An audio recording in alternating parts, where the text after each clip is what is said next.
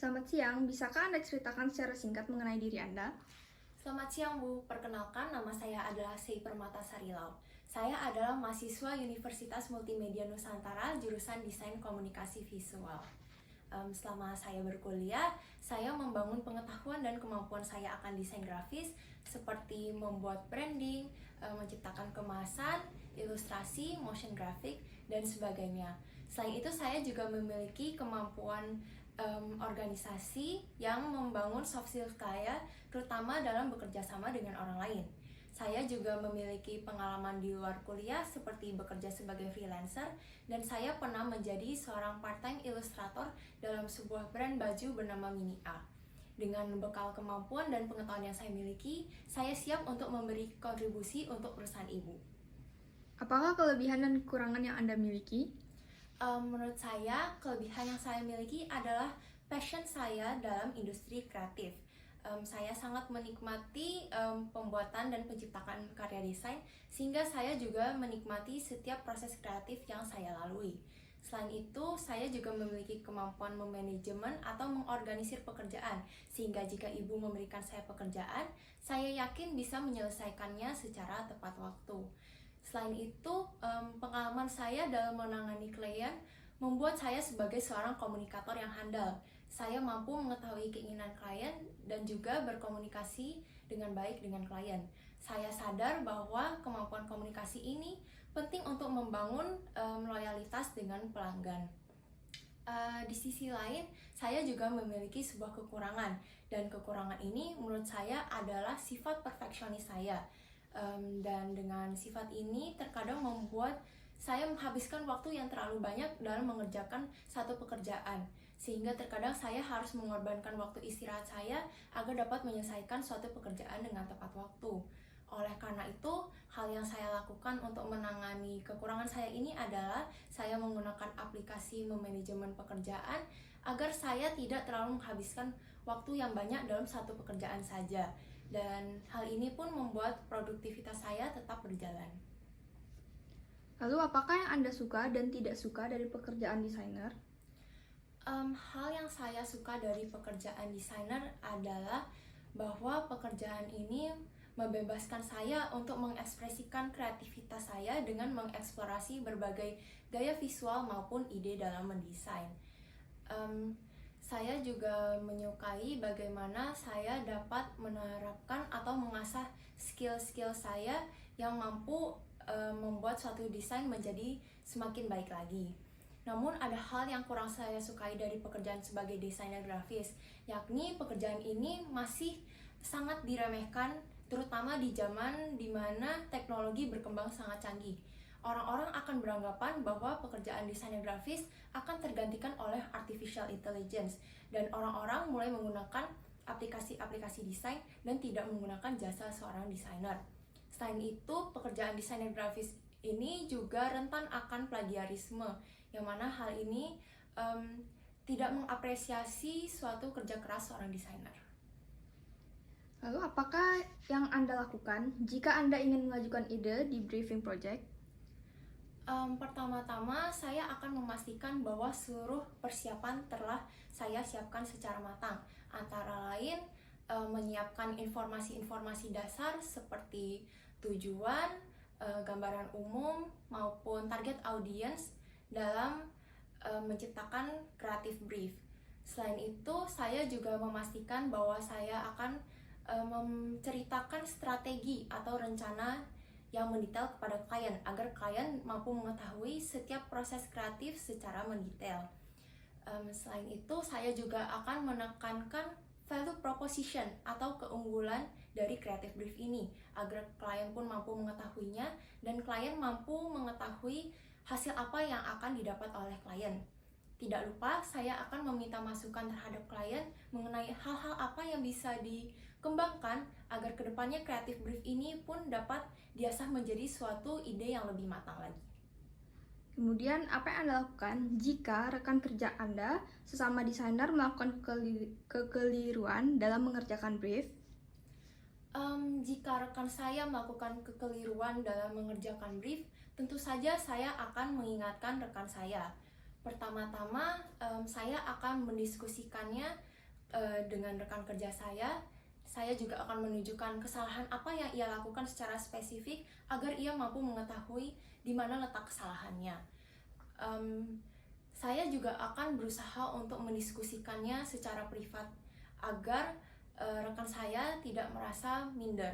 Dan tentunya saya juga akan menggunakan bahasa yang sopan dan konstruktif agar rekan kerja saya tetap bersemangat meski ia harus memperbaiki kesalahannya.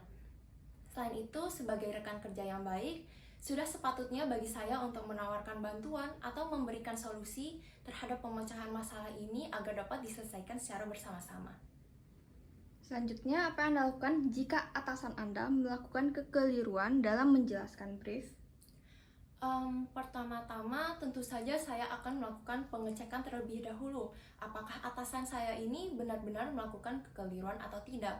Namun apabila saya sudah dapat memastikan kekeliruannya, tentu saja saya akan memberitahukan kepada atasan saya, tentunya dengan diskusi secara privat juga. Saya juga akan menawarkan suatu solusi agar dapat ditemukan suatu pemecahan masalah.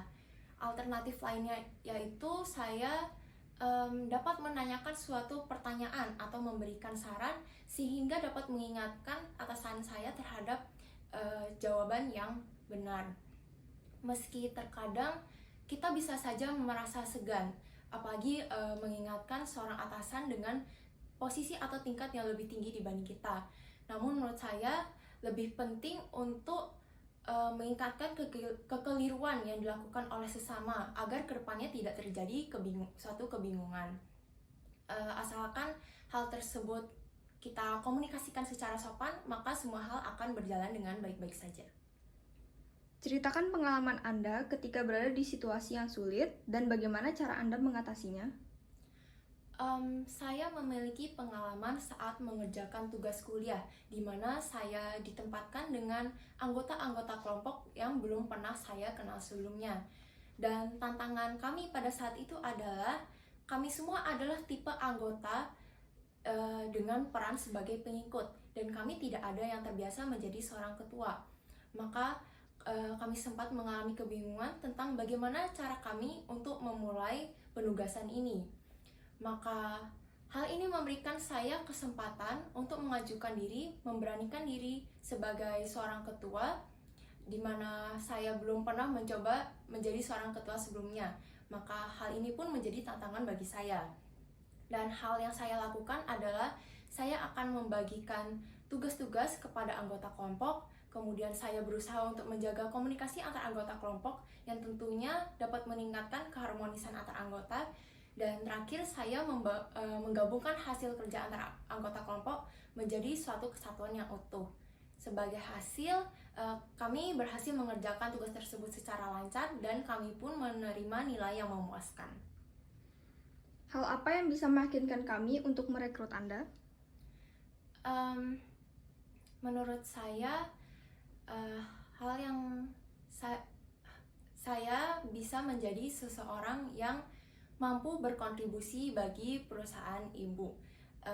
Berdasarkan ketentuan yang tertera pada website ibu, perusahaan ibu mencari seorang desainer yang handal dalam desain grafis dan juga ilustrasi, yang mana kedua hal tersebut adalah bidang yang saya kuasai. Dan selama 3 tahun terakhir dan tentunya selama berkuliah, saya telah mengasah pengetahuan dan kemampuan saya di bidang desain, sehingga saya memiliki kemampuan dalam mengeksplorasi berbagai gaya visual yang cocok sebagai solusi suatu desain. Selain itu, saya juga menguasai berbagai software yang cocok digunakan dan penting bagi seorang desainer, seperti Adobe Photoshop, Adobe Illustrator, After Effects, dan aplikasi-aplikasi lainnya. Selain itu, saya juga telah memiliki kemampuan dalam menangani klien, sehingga saya mampu melakukan komunikasi yang baik dengan klien dan mengetahui kebutuhan-kebutuhan yang dimiliki klien. Maka dengan kemampuan dan pengetahuan tersebut, saya mampu memberikan kontribusi untuk mengembangkan perusahaan ibu agar dapat memberikan yang terbaik untuk para klien. Selanjutnya, apa yang membedakan Anda dengan desainer lain? Selain kemampuan yang saya miliki, menurut saya hal yang membedakan saya dengan desainer lain adalah sifat saya yang fleksibel dan eksploratif. Saya suka melakukan eksplorasi terhadap berbagai gaya desain visual, dan hal ini pun membantu saya untuk tidak terikat terhadap satu gaya visual saja, melainkan saya bisa menyesuaikan dengan esensi suatu brand. Menurut saya, penting bagi seorang desainer untuk menyesuaikan gaya visual dengan esensi brand yang dimiliki klien, karena hal tersebut merupakan bagian dari solusi desain juga.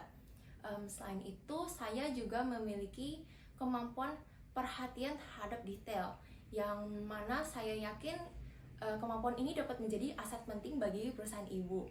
Karena dengan kemampuan ini, saya mampu mengidentifikasi kekurangan-kekurangan yang ada dalam suatu brief atau proyek, agar kedepannya dapat diperbaiki dan diasah sebelum dipresentasikan lebih lanjut kepada klien. Yang terakhir, apa rencana Anda di 3 hingga 5 tahun ke depan? Dalam 3 hingga 5 tahun ke depan, saya melihat diri saya sebagai seorang desainer yang terus berkarya dan mengasah kemampuan saya dalam menciptakan suatu karya desain. Selain itu, khususnya saya ingin meningkatkan kemampuan saya dalam menjadi seorang profesional, terutama agar saya dapat berkontribusi lebih di perusahaan ini. Selain itu, sebagai orang yang sangat menikmati bekerja dalam kelompok, saya melihat diri saya dalam beberapa tahun ke depan dapat menjadi seseorang yang terus mengasah kemampuan leadership-nya, agar kemudian hari saya dapat menjadi seorang mentor atau leader dalam suatu kelompok yang mampu memotivasi anggota-anggotanya dan mampu menciptakan inspirasi atau membangun semangat anggota untuk terus berkarya. Oke, baik, interview Anda sudah selesai. Terima kasih telah datang pada kesempatan ini dan mohon tunggu konfirmasi lebih lanjut melalui email. Baik Bu, terima kasih atas waktunya.